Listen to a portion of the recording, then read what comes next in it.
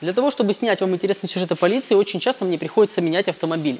Некоторые из вас в комментариях просят рассказать подробнее о тех машинах, которые я использую для рейдов.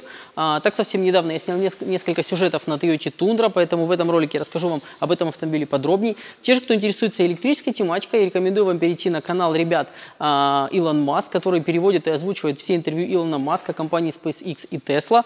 Так совсем недавно они сняли ролик о 10 фишках автомобиля Tesla. Ребята выпускают сюжеты практически каждую неделю, поэтому подписывайтесь на их канал, все ссылки в описании. А сейчас Toyota Tundra, ребята, смотрите, пишите комментарии, до встречи.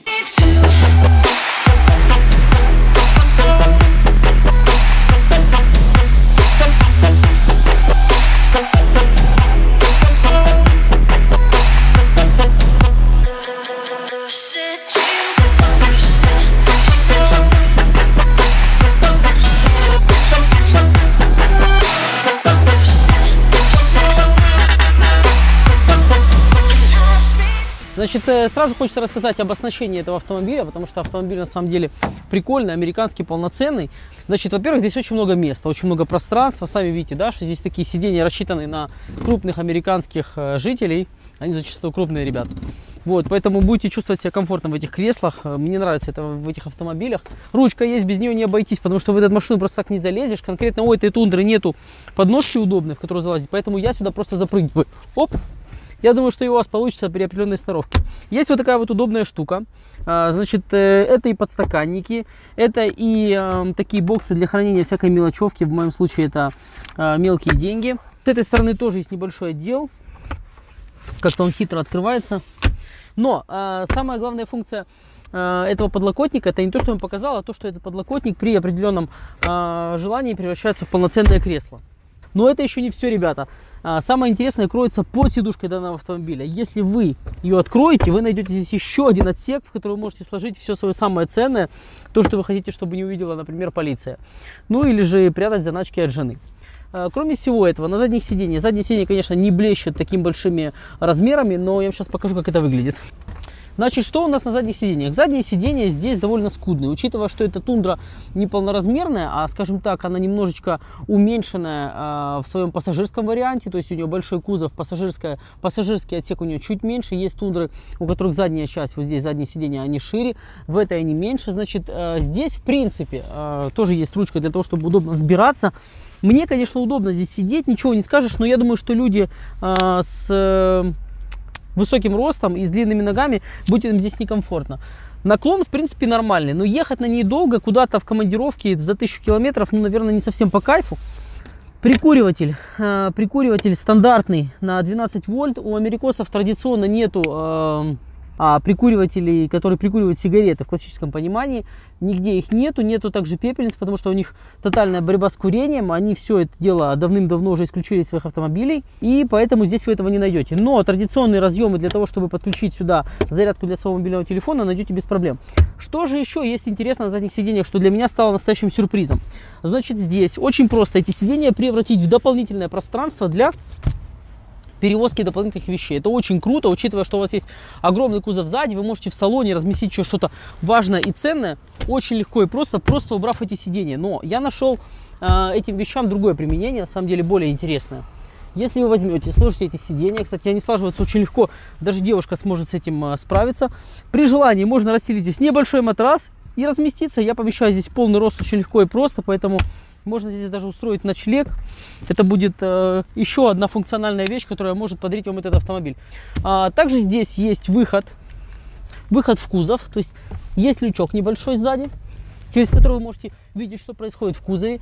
И, в принципе, вы можете заглянуть и посмотреть, как там ваш груз, хорошо ли он прикреплен и вообще не улетел или ничего. Тоже очень удобно, но не совсем функционально с точки зрения того, что вас могут легко ограбить, учитывая, что это просто обычный стеклопакет, который закрывается здесь на защелку. И, в принципе, открыть его, я думаю, что даже школьнику не составит никакого труда. Поэтому подумать о дополнительной безопасности, наверное, стоит в этом автомобиле, потому что, ну, уж совсем просто и совсем как-то небезопасно это выглядит, как будто какой-то скворечник на даче.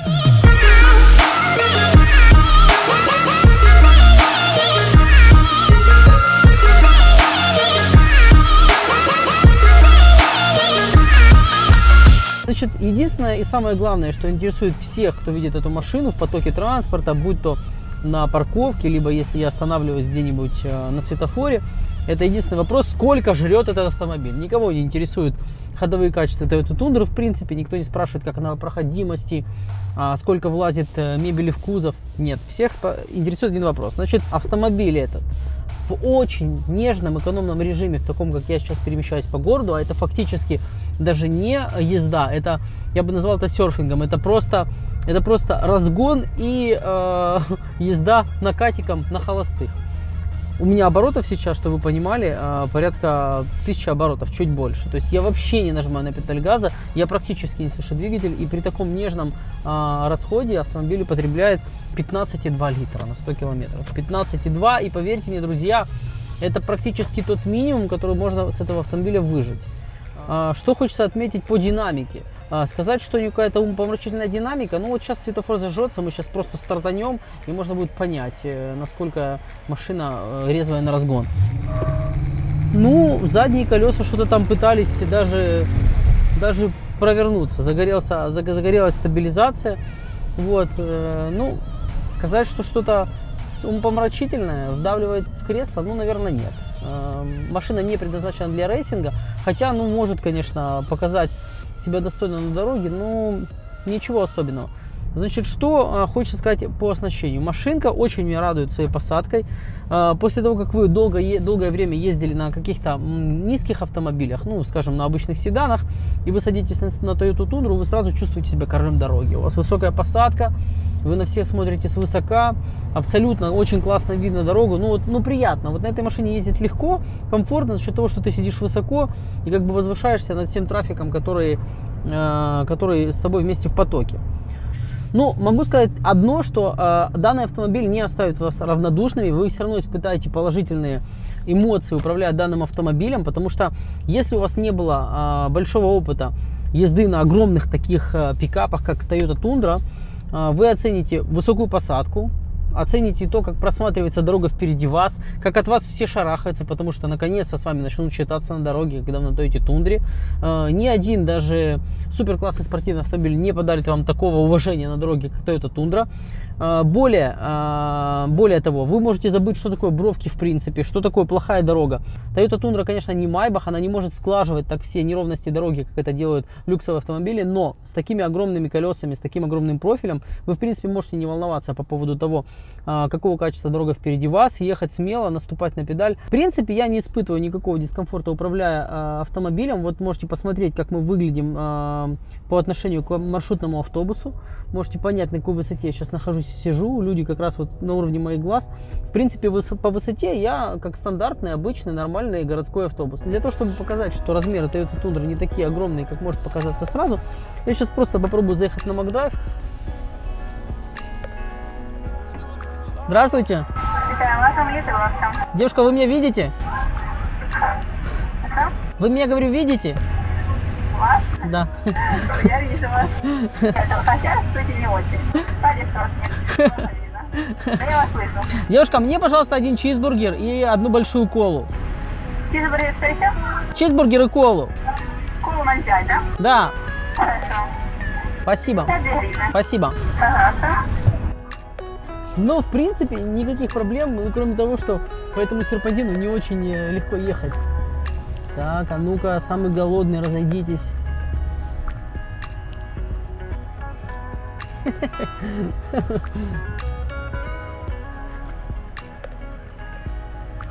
Наконец-то я понял, для чего в Макдональдсе сделали эти резиновые отбойники. Если ты приехал на Toyota Tundra, это самое то.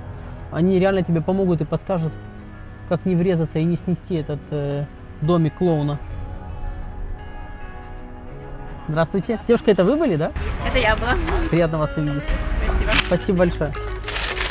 Наконец-то, когда ты заехал в американскую закусочную, на американском автомобиле, ты можешь оценить удобства, все те удобства, для которых была сделана эта машина. И, в принципе, этот ресторан. Стандартный стакан Макдональдса, стандартный размер для стакана, ни хрена нормально не стоит, все шатается и, возможно, упадет. Почему? Потому что в Америке, наверное, другие стаканы пошире, чем у нас. Ну ничего.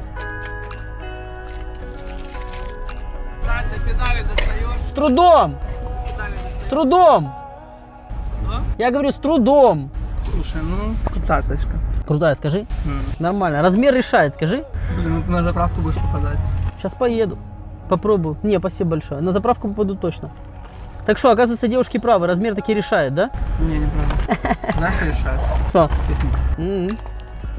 Ребята, поняли? Техника решает. И в данном случае, я думаю, что он имел в виду именно автомобиль.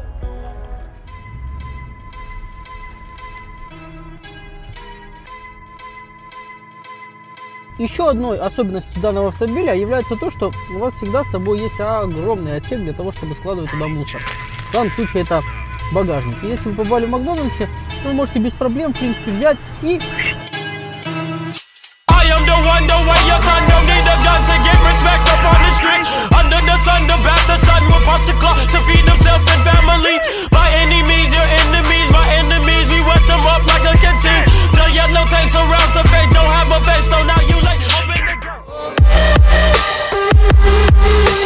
Когда начинаешь ездить на тундре, тебе кажется, что машина занимает гораздо больше места на дороге, чем занимают остальные машины по сравнению с тобой. Но по факту это не так, потому что машина имеет колесную базу не намного шире, чем у остальных автомобилей. Просто ее раздутые вот такие формы создают впечатление, что она может не втиснуться там, где проезжает обычная нормальная машина.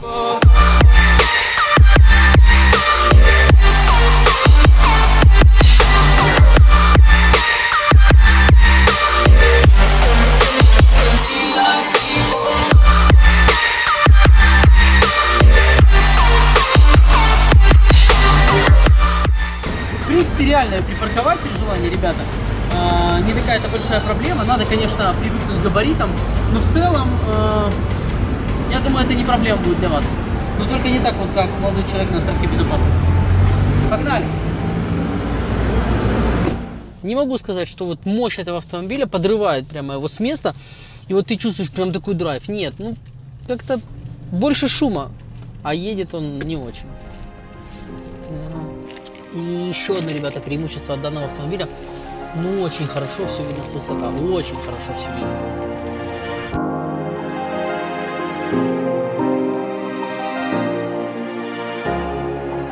На самом деле, когда ты ездишь на Toyota Tundra, ты понимаешь, что электромобиль это не просто идеология сохранения природы, но еще и тупо экономия.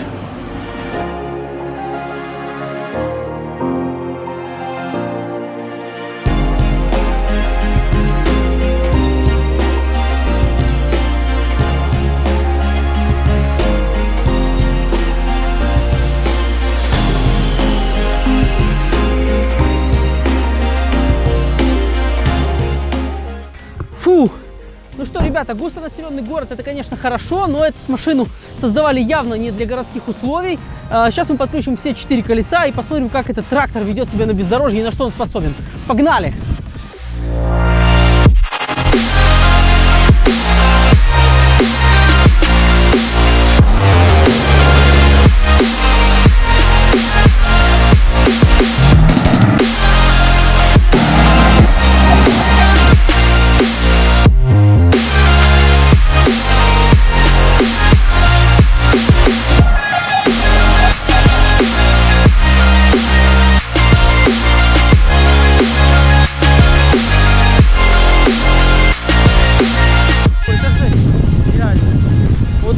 На тех поворотах просто безумные перегрузки на этой машине.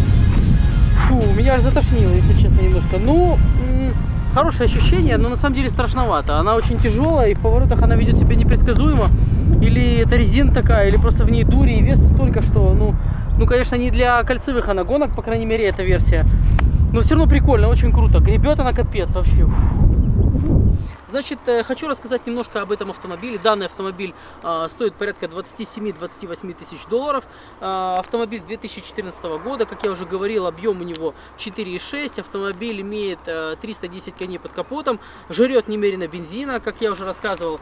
Это в пределах 14-15 литров по городу в очень спокойном режиме. И где-то 20-22, если себе ни в чем не отказывать. Значит, что необходимо знать для тех людей, кто все-таки захочет купить такой автомобиль и захочет его привезти и растаможить, допустим, с Америки. Значит, есть небольшой секрет в этих автомобилях. Данный автомобиль, конкретно этот, подпадает под растаможку как грузовик. Значит, как отличить обычную тундру от необычной, скажем так, от та, которая подпадает под разряд грузовиков? Это очень просто. Внимательные люди всегда смогут обратить внимание на двери и на ручки этого автомобиля. Значит, если вы видите тундру, вот с такими ручками, выкрашенный в цвет кузова, которые заподлицо, да, не вот такие вот, этот автомобиль подпадает под категорию грузовиков и растамаживается по формуле грузовиков, гораздо ниже, чем обычные автомобили. Если же вы видите две полноценные ручки, этот автомобиль считается как обычный автомобиль седан, ну, скажем так, как обычный городской автомобиль, и вы платите по полному кругу. То есть вы платите за все свои 6,4 литра, это не маленькая сумма, и кому интересно, ниже по ссылке есть калькулятор, можете посмотреть, сколько это будет стоить. Значит, машину в принципе не так дорого привезти и растаможить, как это может показаться на первый взгляд, учитывая, что она растамаживается как грузовик. Вот такой вот секрет есть небольшой у тундры, его очень важно знать, когда заказываете, когда покупаете, неважно у кого. Помимо того, что на ней можно гонять по бездорожью, я вам покажу, что еще можно сделать с этой тундрой для того, чтобы получить максимум удовольствия. Поехали посмотрим.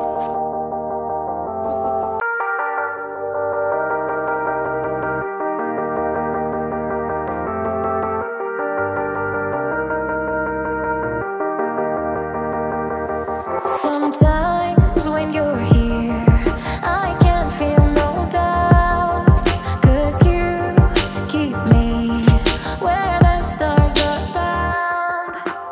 Ребят, ну что, погоняли мы, было очень здорово, но теперь машину надо помыть. Мыть машину, в принципе, можно на любой мойке, никого он не шокирует. Единственное, что это будет чуть дороже, чем обычный седан. Но это не просто мойка, это мойка, где нам разрешили сделать из нашей тундры бассейн. Как это будет выглядеть, вы увидите прямо сейчас.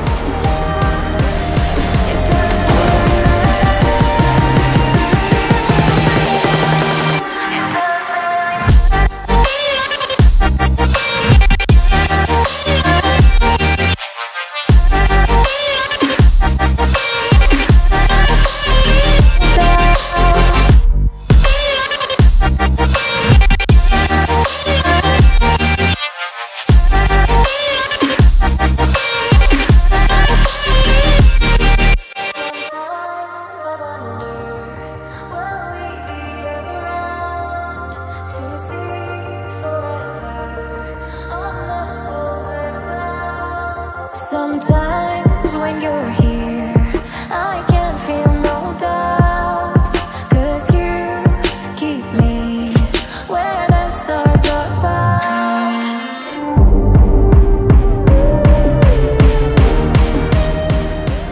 Здесь порядка 1,5 тонн. Сейчас мы очень медленно и осторожно попытаемся доехать до природы и показать вам, как надо отдыхать в такой машине. Поехали. Очень осторожно.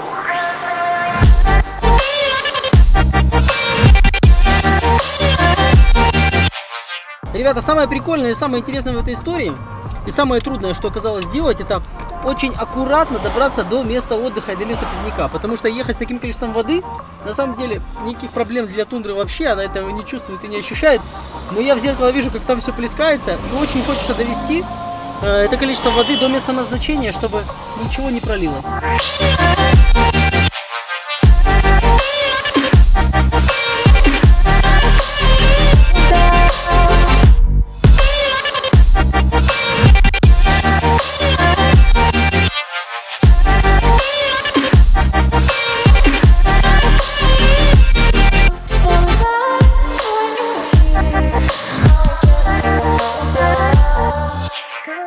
Рассказываю секрет вам, пацаны, на вылазках, как правильно разжигать костер. Берете вот эту херню, ложите сюда, разрываете, не достаете из упаковки. Упаковка нам понадобится как дополнительная история для того, чтобы это разжечь. Берете, можно, конечно, взять кока-колу, но она плохо горит. Лучше взять распаливач для костра. Все это дело заливаете, не в себя желательно. Ну так, конечно, если вылить всю бутылку, оно по-любому зажжется, скажут многие, но нам оставлять нету причин, поэтому все выливаем, ждем, пока это все пропитается. Любители могут это... Ой, кстати, вкусно пахнет. Что-то такое прям хорошее. Так, и поджигаем зажигалку. Как-то так. Главное, чтобы тундра не загорелась. Но у нас, если что, есть вода.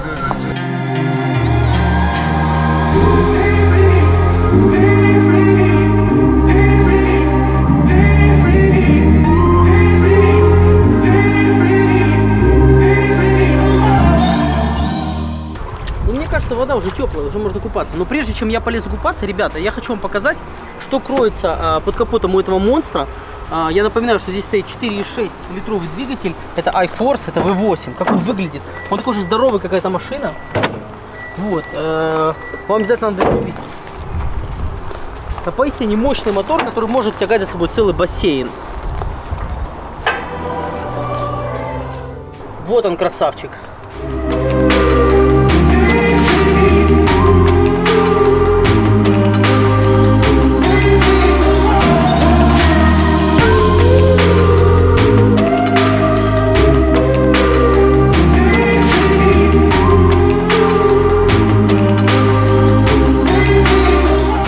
Я думаю, что вода нагрелась и пора лезть в бассейн, но для этого надо переодеться. Вот. Чего-то не хватает. А, уточек.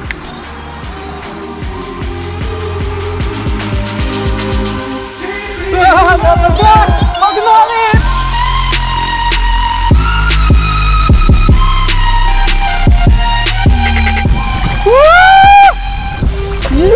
Холодно, капец!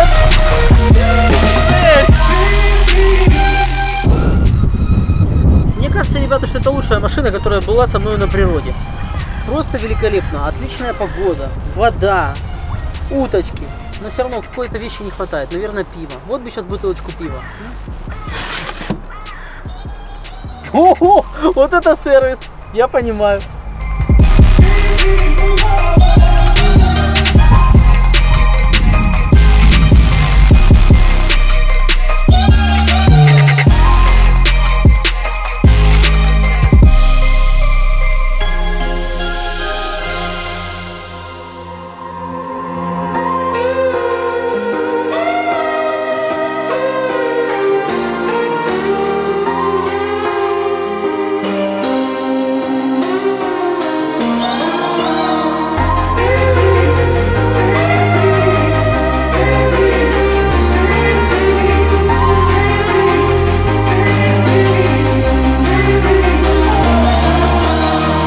Ребят, подытоживая наш обзор, могу сказать, что Toyota Tundra это отличный автомобиль, несмотря на то, что для меня есть несколько недостатков критичных, с которыми, наверное, я бы не смирился. В первую очередь это расход, но также есть масса преимуществ. К примеру, пересаживаясь с этого автомобиля на обычный седан, после долгого времени эксплуатации тундры по городу, понимаешь, насколько все-таки комфортно и удобно, когда ты находишься высоко над дорогой, когда тебе видно, когда у тебя хороший обзор, начинаешь скучать за этим. Плюс ко всему, тундра действительно автомобиль многоцелевой. Я бы сказал, на нем в принципе комфортно перемещаться по городу, за исключением некоторых моментов по парковке, которые я вам показал, но в принципе это не критично. Хороший водитель, я думаю, не заметит особой проблемы и сможет научиться лавировать в трафике и парковать даже такой огромный автомобиль. На природе, по-моему, это незаменимый автомобиль. Вы видели, сколько удовольствия и сколько приколов можно на нем делать. Что касается бездорожья, мне кажется, это просто король бездорожья, учитывая, что у него полный привод. Очень хорошо, что полный привод можно отключить. Тундра становится только заднеприводная. Это помогает экономить топливо, когда вы уезжаете на трассу, на хорошую дорогу. Расход, конечно, да, еще раз все-таки хотелось бы отметить, что печальный. Но, опять же, еще раз, этот автомобиль не делают для того, чтобы экономить, а для того, чтобы наслаждаться его мощью. Проверить его тяговые способности, к сожалению, я не смог. У меня нет ни яхты, ни дома на колесах, чтобы тягать за тундрой. Но я уверен, что он легко с этим справится. Потому что, когда мы набрали полный кузов воды, а это примерно 1,5, даже чуть больше тонны груза, тундра вела себя очень довольно предсказуемо. Единственное, что в некоторых моментах ее покачивало, когда вода перемещалась, когда нажимал на тормоз, и вода перемещалась по кузову. Делайте выводы сами. Обязательно, если вы хотите приходить на тест-драйв, в автосалоне компании Auto Enterprise представлена не только эта тундра, а и более мощные версии с двигателем 5.7. Обязательно прокатитесь, попробуйте. Подписывайтесь на канал, пишите комментарии. До новых классных обзоров. Всем пока!